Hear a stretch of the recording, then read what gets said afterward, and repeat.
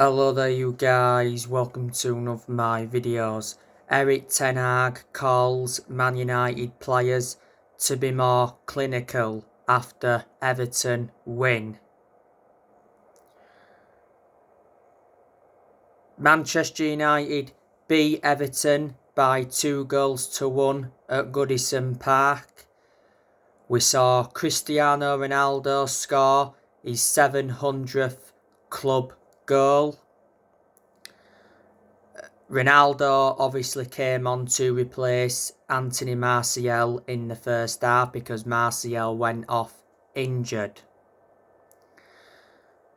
Ronaldo, though, should have got his 700th club goal against Amoni Nicosia because he squandered several chances. He missed 2 sitters.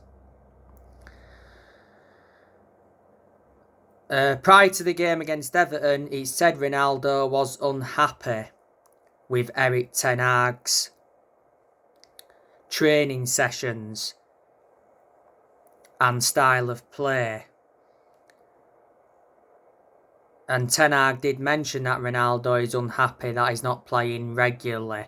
And Ronaldo can leave Manchester United in January. Erik Ten Hag will not stand in his way. But when Erik Ten Hag first took charge, he wanted Ronaldo to stay. Ronaldo's contract at the club expires next year. There's an option to extend for a further year. Manchester United re-signed Ronaldo last year from Juventus. In the game against Everton at Goodison Park last season, Ronaldo smashed an Everton fan's phone through frustration, and earlier on this year, Ronaldo got charged by the FA over that mobile phone incident at Everton. Ronaldo got cautioned for the incident back in August, and after the incident, Ronaldo apologised on social media. Yesterday, Anthony scored for Manchester United. His goal came from a mistake from Idrissa Gueye in that midfield. It was a lovely pass by Martial to pick out Anthony, and it was a superb finish from Anthony. It was his third goal as a Manchester United player, because Anthony also scored in the defeat to Man City. It was a stunning goal, but he did nothing up until that goal against City, and he scored on his debut in the 3-1 win against Arsenal. Erik Ten Hag came out, by the way, after the game against Everton and said Anthony had his best game yet for Manchester United. Manchester United got Anthony for €100 million. That equates to around 86 million in pounds sterling.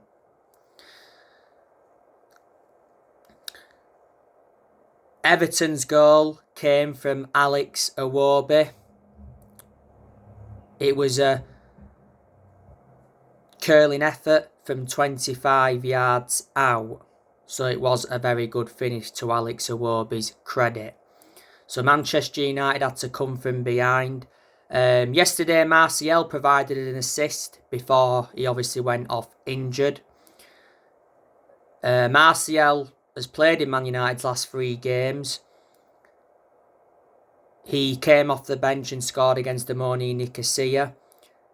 And he came off the bench and scored twice in the 6-3 thrashing of Man City. Martial's missed a lot of games this season through injuries. And Casemiro yesterday provided an assist.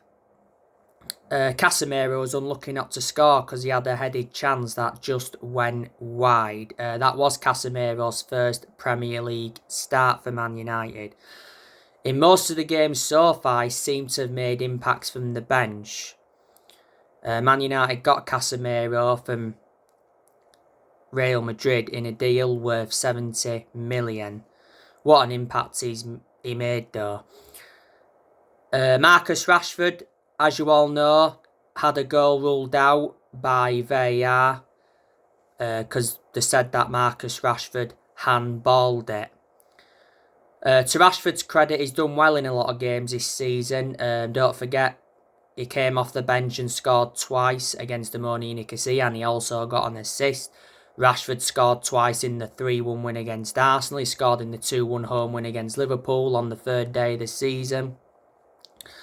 Rashford actually had injury not so long ago. Marcus Rashford not so long ago got named Premier League Player of the Month for September.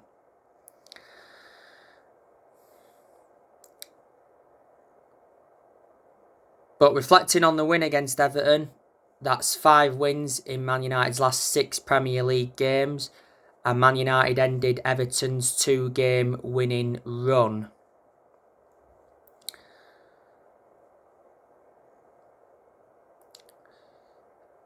Of course, Man United had around 3 players out before the game. That was Maguire.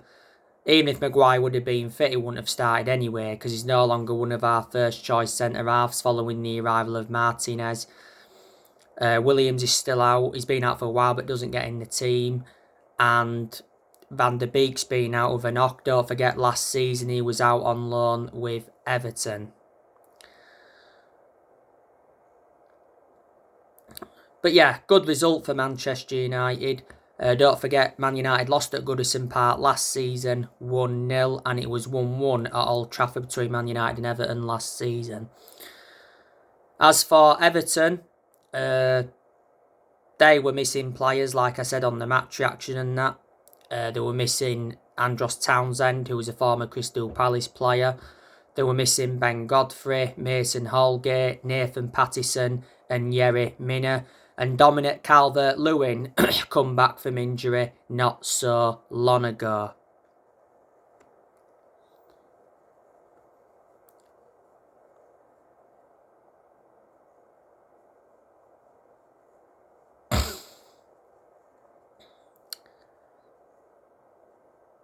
Let me put into the equation that Everton have let players go.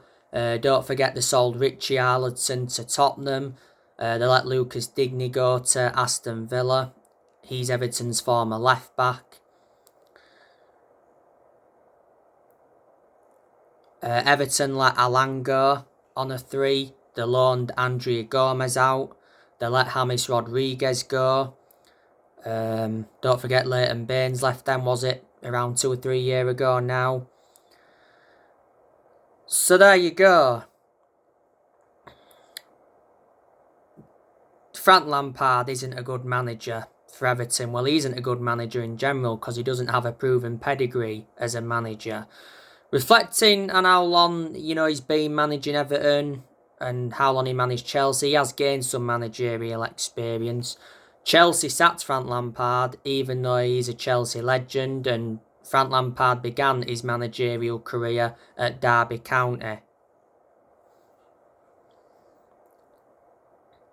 But Frank Lampard has been the Everton manager for around 9 months. When he got officially appointed in, he signed a contract with Everton until 2024. Frank Lampard did replace Rafa Benitez, didn't he? Because Everton sacked Rafa Benitez, was it last year? Everton were very inconsistent under him. I'd say when Everton were consistent, when they had Carlo Ancelotti. Ancelotti did actually leave Everton to make a return to Madrid. They did alright under Duncan Ferguson. I think he's enjoyed 2 spells as interim at Everton. I thought they were very good when they had Roberto Martinez, and I thought they were good when they had David Moyes a long time ago, even though they didn't win anything. David Moyes enjoyed around 11 years as the Everton manager.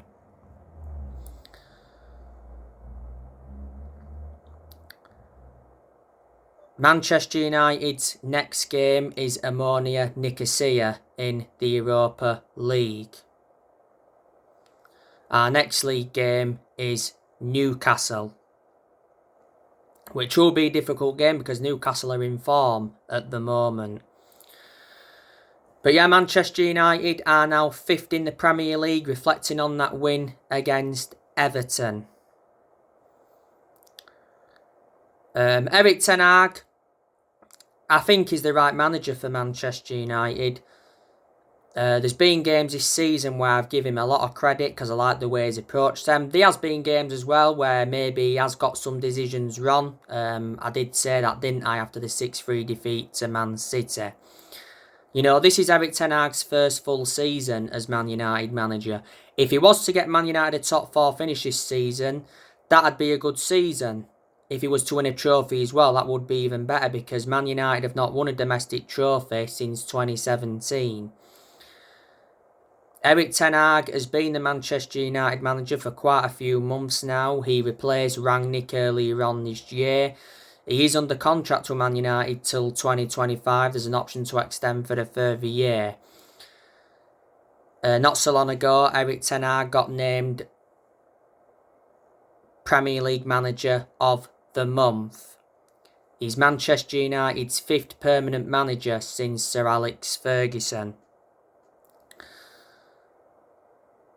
Revert back to when Ten Hag was at Ajax, he did very well, because when he was the Ajax manager, he won Eredivisie titles, he won Dutch Cups. And revert back to 2019, he got Ajax to the Champions League semi-finals, and he developed the young players well. Ten Hag has made 6 signings as Manchester United manager. He recommended Malacia, Eriksen, Martinez, Casemiro, Antony and Martin Dubravka on loan. Man United have spent over 200 million this year. Let me put into the equation that Ten Hag has got rid of players as well, but despite that, he's still inheriting deadwood. Don't forget, you know, Ten Hag recommended Mitchell van der Gag and Steve McLaren in. They've been working alongside Erik Ten Hag. We've obviously got Benny McCarthy at the club, Richard Arnold, who was our CEO, John Murtaugh as well. He's our director of football. Earlier on this year, Sir Alex Ferguson came back to Man United in an advisory role. And the Glazers are still at Manchester United, and they've been a massive problem at the club for a long time. We've got to get them out, and for a long time United fans have been protesting against the Glazers. Anyway, on my next video, I'll be giving you a preview for Man United's game against Ammonia Nicosia. So anyway, guys, drop your comments, likes below on the channel if you do. Consider subscribe as always, and take care. God bless. See you all again very soon.